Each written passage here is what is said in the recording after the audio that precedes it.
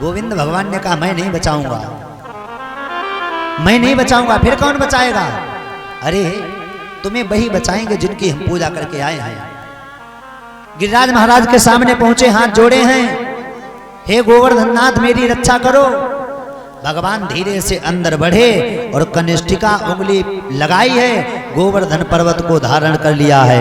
बोलिए गिरिराज महाराज की जय। और सभी ब्रजवासियों से कह दिया नीचे आ जाओ, नीचे आ जाओ। आवाज बढ़ाओ। सभी ब्रजवासी नीचे पहुंच गए। इतनी जल की बरसात हुई फिर भी ब्रजमंडल पर एक बूंद भी जल नहीं गिरा। फिर जल कहां गया? ध्यान देंगे। एक बार रामावतार में श्री सीता मैया ने राम से कहा कि कोई ऐसा संत या ब्राह्मण लाओ जिसको मैं भोजन जिमा सकूं, मन भर के खिला सकूं। कोई ऐसा नहीं मिलता है। कोई ऐसा बुलाइए। तो अगस्त मुनि को राम जी ने निमंत्रण दे दिया। वो अगस्त मुनि जो एक उंजली में सारा समुद्र पी गए थे। अब सोचो, एक उंजली में जो सारा समुद्र पी गए हैं वो कितनी पूड़ियां खा जाएंगे। सीता मैया पूड़ियां बना रही हैं, लगभग 20 पूड़ी अगस्त मुनि के सामने रख दी। अगस्त मुनि ने खाना प्रारंभ किया। खाते गए खाते गए खाते गए, लगभग 100 पूड़ी खा गए। तो सीता मैया सोचने लगी इस बार कोई संत महात्मा अच्छा भोजन करने वाला मिला है। देखो भोजन तो मन से कर रहे हैं। लगभग बहुत पूरी जैसे ही खाई, सीता मैया बनाते बनाते थक गई तो अष्ट सिद्धियों को बुला लिया, रिद्धि सिद्धि को बुलाया है, अन्नपूर्णा मैया को बुलाया है। सब पूड़ियां बेल रही लेकिन अगस्त मुनि का पेट नहीं भरा। भगवान राम से पूछा खाते रहे? तो राम जी ने इशारा कर दिया हाँ खाते रहिए। तो सीता मैया जब थक गई तो बाहर निकल करके आई और राम जी से बोली प्रभु जी इन बाबा जी से कह दो यदि आधा भोजन हो गया हो तो जल को पी लें, क्योंकि जल पी लेंगे तो थोड़ी पूड़ियां कम खाएंगे। तो पूछा स्वामी जी यदि आधा भोजन हो गया हो तो जल को पी लीजिए। तो अगस्त मुनि बोले आधा भोजन हो जाएगा तो जल को हम पी लेंगे। तो सीता मैया को और चिंता होने लगी, जब इस बाबा का आधा ही अभी नहीं हुआ है तो ना जाने पूरा कब होगा। धीरे धीरे खाते गए सीता मैया ने पाटा एक तरफ रख दिया, बेलन एक तरफ। प्रभु जी अब मैं हार गई हूं, अब मेरे से भोजन बनाया नहीं जाएगा। तो अगस्त मुनि ने कहा राम जी खाते रहें। राम जी ने कहा आपस में लड़ाई करवाओगे हमारी क्या, बंद कर दो। बंद कर दिया। अगस्त मुनि बैठ गए, बोले अब जल की व्यवस्था कीजिए, हमें प्यास लगी है।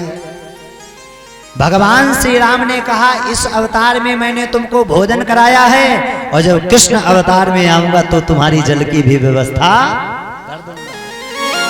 गोवर्धन पर्वत उठा रखे हैं, भगवान ने ध्यान लगाया, अरे अगस्त मुनि आ जाइए। अगस्त मुनि आए, गोवर्धन पर्वत के ऊपर बैठ गए और उंजली लगा दी है। जितनी जल की बरसात हुई सारा जल अगस्त मुनि पी गए हैं। ब्रजमंडल में आज भी धूल उड़ रही है, सब जल पी गए। ग्वाल वालों ने देखा अरे कन्हैया उंगली पे उठा रखे है गोवर्धन, हमें तो लगता है तू भगवान है। तो भगवान कहते गोवर्धन पर्वत हमने नहीं उठाया है, फिर किसने उठाया? कछु माखन को बल बढ़ो, कछु गोपिन करी सहाय। कुछ गोपियों ने सहायता की है, राधा रानी की कृपा से मैंने गिरिवर लियो उठा। भगवान ने पर्वत उठाया, ब्रजवासी बड़े प्रसन्न हो रहे। तो ब्रजवासियों ने अपने लाठी डंडा लगा दिए हैं। एक ब्रजवासी कहता है कन्हैया अगर थक गए हो तो बाह को नीचे कर लो। भगवान ने कहा नीचे करूं? बोले करो। भगवान ने जैसे ही धीरे से उंगली नीचे की है, जितने लाठी डंडे थे सब चटर पटर टूट गए। अरे उठाओ उठाओ उठाओ। भगवान बोले और बताओ और नीचे करूं? बोले नहीं, अब तो मुझे विश्वास हो गया तू ही परमात्मा है, तुम ही सब कुछ हो।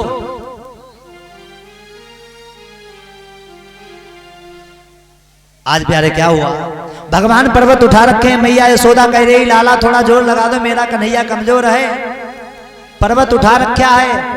पर्वत भगवान ने जब उठाया था तो भगवान की आयु थी 7 वर्ष की। लगातार 7 दिन 7 रात्रि तक उठा रखे। और गोवर्धन पर्वत कितने कोस में है? बोले 7 कोस में है।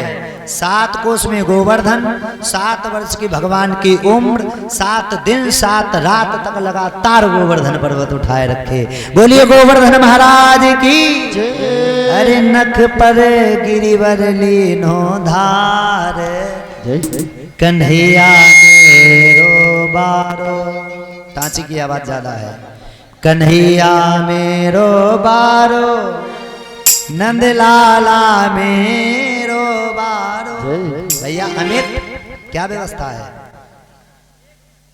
अरे नख पर गिरवर लीनो धार, कन्हैया मेरो बारो। नख पर गिरवर लीनो धार, कन्हैया कन्हैया मेरो बारो, मंगलाला मेरो बारो। कन्हैया नहीं, बजाओ बजाओ, जोर से मत करो।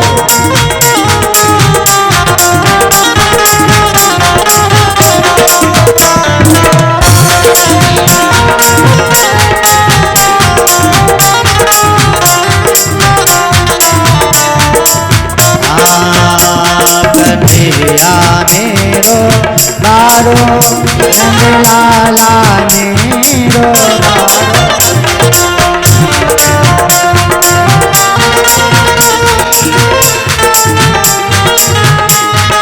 अरे गिरिवर में बोझ अपार, कन्हैया मेरो बारो।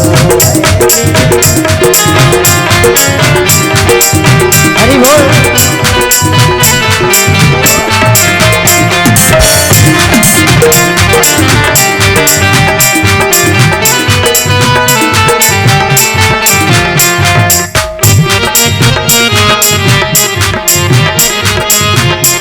कन्हैया मेरो। भगवान ने गोवर्धन पर्वत उठा रखा है। भैया आवाज बढ़ाओ इसकी। इन बच्चों को शांत कीजिए। बोलिए गोविंद भगवान की। भगवान ने गोवर्धन पर्वत उठाया है। इंद्रदेव ने जब जान ली है कि मैंने गलत किसी से पंगा ले लिया, कौन है पता लगाया तो द्वारिकाधीश हैं, गोविंद हैं। इंद्रदेव आए, खड़ाओं को त्याग करके भगवान के सामने आए और खड़े हो गए और भगवान से क्षमा याचना कर रहे, हे प्रभु मुझसे बहुत बड़ी गलती हो गई। जहां से वृंदावन प्रारंभ होता है वहां से इंद्रदेव खड़ाओं त्याग देते हैं और भगवान के पास पहुंचे, हे गोविंद माफ कर दीजिए। विशुद्ध सत्वं तव धाम शांतं, तपोमयं ध्वस्तरजस्तमस्कं, मायामयोऽयं गुणसंप्रवाहो, न विद्यते ते ग्रहणानुबंधा। हे प्रभु मैं परम विशुद्ध सत्व स्थिति परम पुरुष भगवान नारायण आपकी स्तुति कर रहा हूं। मेरे सामने आप खड़े हुए हो। रजोगुण तमोगुण आपको छू भी नहीं सकते हैं। आप त्रिगुणात्मक हैं, सदैव कृपा बरसाते हैं। मैं स्तुति कर रहा हूं, मुझे माफ कर दीजिए। इस तरह इंद्रदेव ने 4 श्लोकों में स्तुति की है। भगवान ने माफ कर दिया। ब्रह्मा जी ने जब ग्वाल वालों को चुराया था तो ब्रह्मा जी ने 40 श्लोकों में स्तुति की थी, तब माफ किया था। क्यों? इंद्रदेव ने भगवान को और भगवान के ग्वाल वालों को पास में कर दिया, इसलिए भगवान ने 4 श्लोकों में माफ कर दिया। और ब्रह्मा जी ने क्या किया था? ब्रह्मा जी ने ग्वाल वालों को वहां से चुरा करके ब्रह्मलोक में छिपा दिया था, इसलिए इन्होंने 40 श्लोकों में जब स्तुति की, जब ग्वाल वालों की महिमा गाई है तो भगवान ने माफ किया है। आगे एकादशी पे भगवान कि बाबा जो हैं नंद बाबा वो व्रत रहते हैं, उनका वरुण देव हरण करके ले जाते हैं, तो उनको बचाते हैं, कृपा बरसाते हैं, आगे भगवान महाराज इत्यादि करते हैं। आइए अब आप लोग झांकी के माध्यम से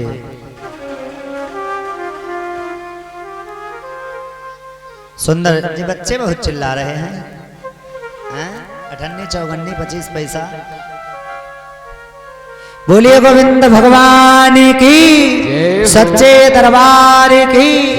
फिर आगे भगवान ने जिन गोपियों से कहा था तुम्हारे साथ में महाराज करूंगा, शरद पूर्णिमा की रात्रि आती है, भगवान पिता रात्रि शरदोत्फुल्ल मल्लिका वीक्षरन्तो मनस्सक्रे योग माया मुपासिता। ये भागवत है जो एक ग्रंथ है, भगवान के एक अंग हैं। कोई प्रसंग पैर है, कोई प्रसंग हाथ है, कोई प्रसंग नाक है, कोई प्रसंग आंख है, हर प्रसंग कुछ ना कुछ है। तो ये जो महारास बताया गया है वो भगवान का हृदय बताया गया है।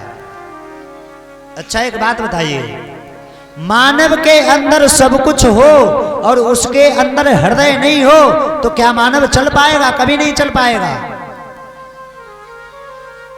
भगवान की सबरी कथाएं सुन लो, यदि महाराज की कथा नहीं सुनी तो समझ लो कुछ नहीं सुना है। जिस व्यक्ति के ऊपर काम का प्रकोप होता हो, महाराज की कथा विधिवत सुने।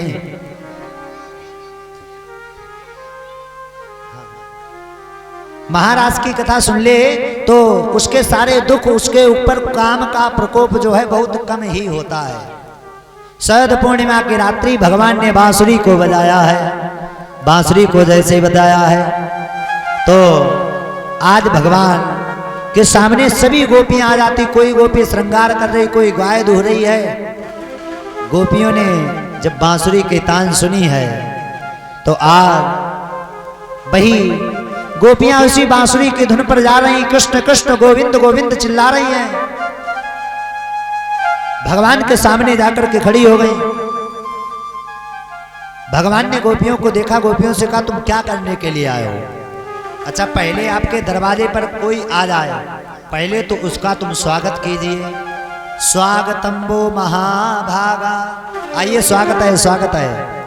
प्रियम क्यों करवा, आइए आपका स्वागत है, स्वागत है। और बाद में उनसे पूछो तुम क्या करने के लिए आए हो, तो कैसा लगेगा? गोविंद भगवान की जय। रिकॉर्डिंग चालू कर देंगे। अब आगे का दृश्य झांकी के माध्यम से आप लोग